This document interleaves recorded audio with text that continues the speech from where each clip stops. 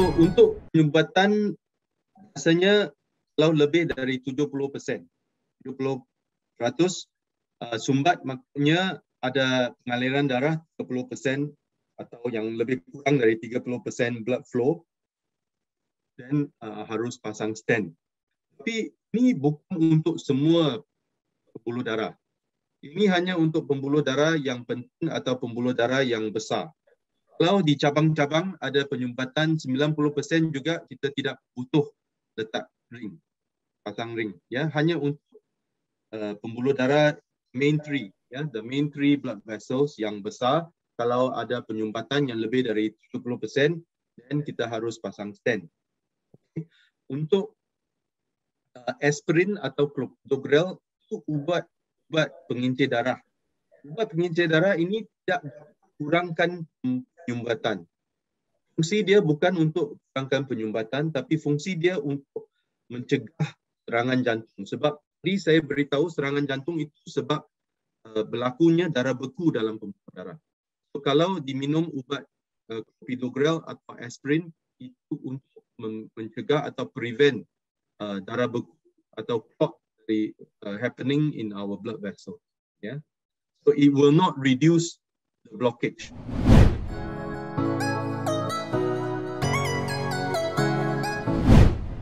So untuk blood clot ini sebenarnya dia sama di mana-mana pembuluh darah.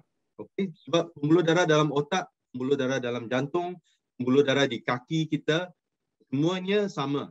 So, blood clot ini bisa berlaku di mana-mana pembuluh darah. Kalau dalam pembuluh darah jantung, dia akan buatkan serangan jantung. Kalau blood clot itu berlaku dalam pembuluh darah otak, dia akan dapatkan stroke atau angin akmal. Dan kalau di kaki, blood clot itu berlaku, biasanya orang yang rokok ada penyempitan di penyumbatan dalam pembuluh darah kaki. Kalau ada blood clot di kaki akan jadi semua hitam. Okay? Sebab tidak ada flow atau tidak ada pengaliran darah. Sebab itu kalau sudah ada penyumbatan yang serius dalam kalau pembuluh darah jantung atau pembuluh darah otak, dan pasien itu perlu minum pengincir darah seperti aspirin atau clopidogrel untuk prevent blood clot dari berlaku. Dan blood clot itu berlaku, tadi saya ada tunjukkan gambar pembuluh darah. Blood clot itu berlaku sebab kolesterol dalam pembuluh darah itu retak. Kolesterol dalam pembuluh darah dia macam, saya selalu kata umpamanya atau example ya, dia macam tofu. Dia macam tofu dalam pembuluh darah kita. Dia sangat lembut dan sangat fragile. Sometimes dia akan retak atau crack. Dan bila darah sentuh kolesterol itu, dia akan beku. As example, kalau kalau darah kamu sentuh kepada lantai atau kepada meja, dia akan jadi darah beku. Same thing when our blood touch something that is not used to. For example, kalau darah sentuh kepada kolesterol, dia akan jadi darah beku. Cairan atau membuat lapisan yang baru. Tapi ya mungkin dilakukan MRI lebih bagus. Pastikan perjalanan medismu tanpa repot bersama Somek.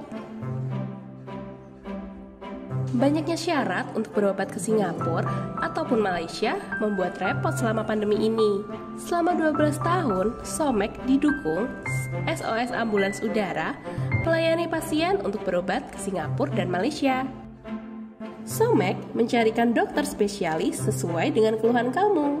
Somek juga akan membantu proses perizinan ke Singapura dan Malaysia.